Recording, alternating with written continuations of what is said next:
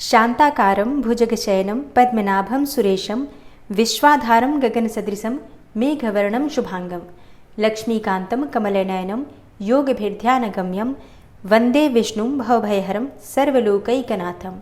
ओम जय श्री हरि विष्णु। आप सभी भक्तों को पद्मिनी एकादशी की हार्दिक शुभकामनाएं। भगवान विष्णु आपकी समस्त मनोकामनाओं को पूर्ण करें।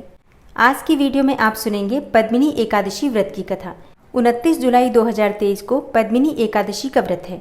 28 जुलाई को दशमी तिथि के नियम का पालन किया जाएगा और 30 जुलाई को एकादशी व्रत का पारण करेंगे। तो पद्मिनी एकादशी व्रत के पारण के शुभ मुहूर्त के बारे में और पूजा विधि के बारे में अगर आप जानकारी चाहते हैं तो वीडियो को अंत तक देखिए। सबसे पहले इस एकादशी व्रत की पावन कथा का श्रवण करते हैं। पद्मिनी एकादशी व्रत की कथा। धर्मराज युधिष्ठिर कहने लगे कि हे जनार्दन, आपने सभी एकादशियों का विस्तार पूर्वक वर्णन करके मुझे सुनाया, अतः अब आप कृपा करके मुझे अधिक मास के शुक्ल पक्ष की एकादशी का क्या नाम है तथा उसकी विधि क्या है, इन सब के बारे में भी बताइए। भगवान श्री कृष्ण बोले, हे राजन, अधिक मास में शुक्ल पक्ष में जो एकादशी आती है वह पद्मिनी अर्थात कमला एकादशी कहलाती है। वैसे तो प्रत्येक वर्ष में 24 एकादशियां होती हैं, लेकिन जब अधिक मास या मलमास आता है तब इनकी संख्या बढ़कर 26 हो जाती है। तो अधिक मास या मलमास को जोड़कर वर्ष में 26 एकादशियां होती हैं। अधिक मास में 2 एकादशियां होती हैं जो पद्मिनी एकादशी शुक्ल पक्ष की एकादशी है और परमा एकादशी कृष्ण पक्ष की एकादशी के नाम से जानी जाती है। यह एकादशी करने के लिए दशमी तिथि के दिन व्रत का आरंभ करके कांसे के पात्र में जौ और चावल आदि का भोजन करें तथा नमक न खाएं, भूमि पर शयन करें और ब्रह्मचर्य व्रत का पालन करें। एकादशी के दिन ब्रह्म मुहूर्त में शौच आदि से निवृत्त होकर दंत धावन करें और जल के 12 कुल्ले करके शुद्ध हो जाएं। सूर्य उदय होने के पूर्व उत्तम तीर्थ में स्नान करने जाएं। इसमें गोबर, मिट्टी, तिल तथा कुशा व आंवले के चूर्ण से विधि पूर्वक स्नान करें। श्वेत वस्त्र धारण करके भगवान विष्णु के मंदिर जाकर उनकी पूजा अर्चना करें। भगवान श्री कृष्ण बोले, पुरुषोत्तम मास में अनेक पुण्यों को देने वाली एकादशी का नाम पद्मिनी है। इस एकादशी का व्रत करने पर मनुष्य कीर्ति प्राप्त करके वैकुंठ को जाता है, जो कि मनुष्यों के लिए अत्यंत दुर्लभ है। भगवान श्री कृष्ण ने कहा, हे राजन, अब मैं तुमसे पद्मिनी एकादशी व्रत की कथा कहता हूँ, तुम ध्यान पूर्वक सुनो। हे राजन, पूर्व काल की बात है, त्रेता युग में है नामक राजा के वंश में कृतवीर्य नाम का राजा महिष्मतीपुरी में राज्य करता था। उस राजा की 1000 परम प्रिय स्त्रियां थीं, परंतु उनमें से किसी को भी पुत्र नहीं था जो कि उनके राज्यभार को संभाल सके। देवता, पितृ, सिद्ध तथा अनेक चिकित्सकों आदि से राजा ने पुत्र प्राप्ति के लिए काफी प्रयत्न किए, लेकिन सब असफल रहे। तब राजा ने तपस्या करने का निश्चय किया।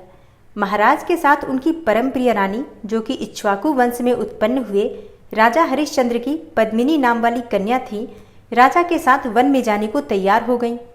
दोनों अपने मंत्री को राज्य का भार सौंपकर राजसी वेश त्याग कर गंधमादन पर्वत पर तपस्या करने चले गए।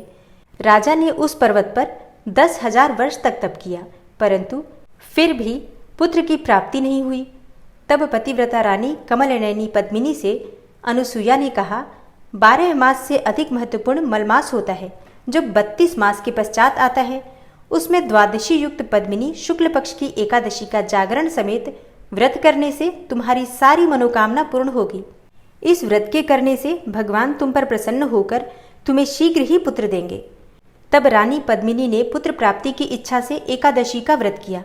वह एकादशी को निराहार रहकर रात्रि जागरण करती।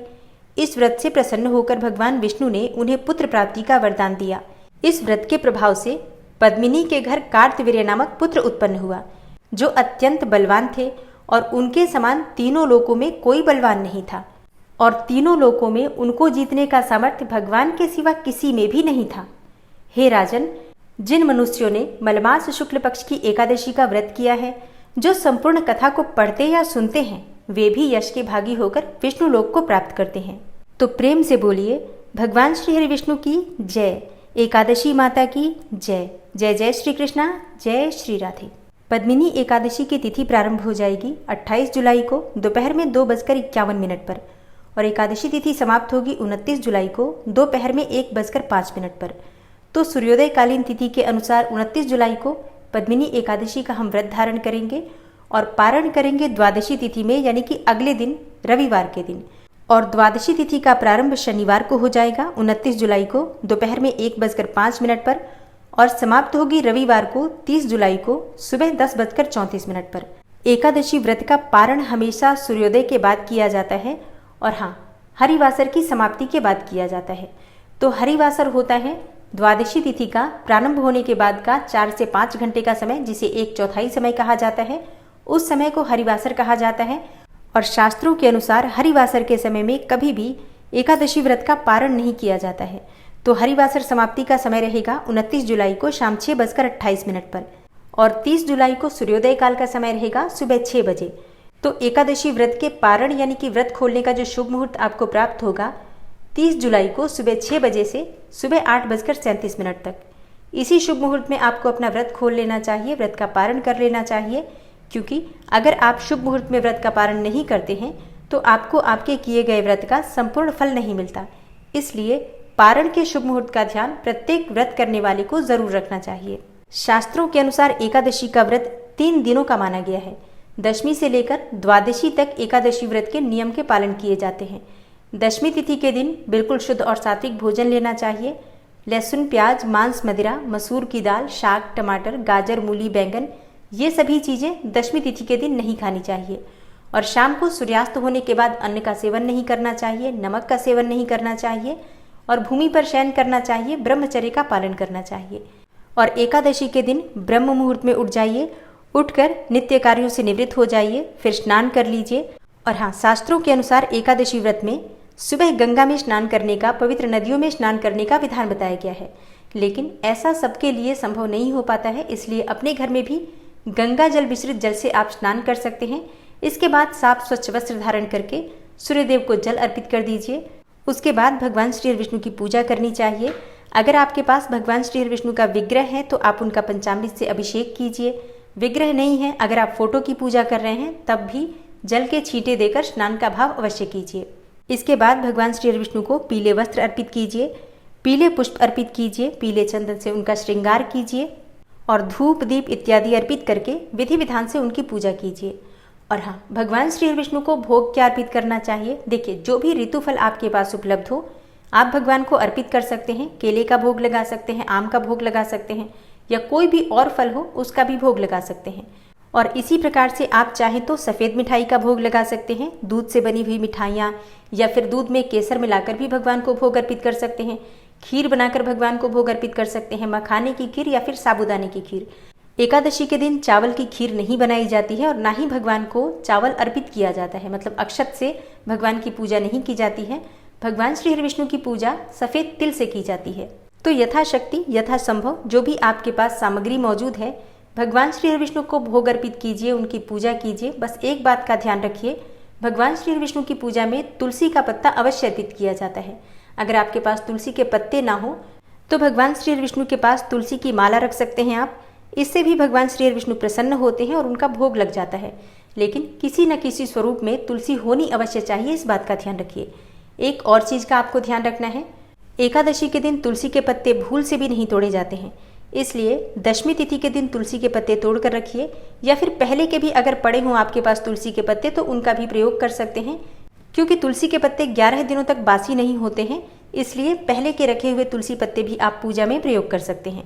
भगवान को पंचामृत का भोग अवश्य लगाना चाहिए, सुबह या शाम कभी भी लगा सकते हैं।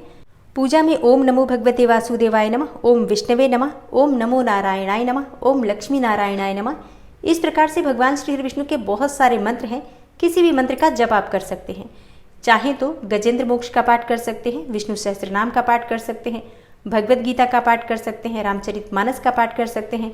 मतलब भगवान श्री विष्णु के किसी भी मंत्र का, किसी भी स्तोत्र का आप पाठ कर सकते हैं। और हाँ, पाठ आप कभी भी कर सकते हैं, मतलब मंत्र जाप आप सुबह भी कर सकते हैं, शाम को भी कर सकते हैं, दिन में भी, जब आपके पास समय हो। सुबह की पूजा करने के बाद आप फलाहार कर सकते हैं, कोई सा भी फल खा सकते हैं, फलों का रस ले सकते हैं, जूस पी सकते हैं, नारियल पानी पी सकते हैं, चाय इत्यादि लेकर और जल पीकर, मतलब फलाहार और जलाहार के द्वारा आप व्रत धारण कर सकते हैं या फिर चाहें तो निर्जल व्रत भी धारण कर सकते हैं, जैसी भी आपकी शारीरिक क्षमता हो।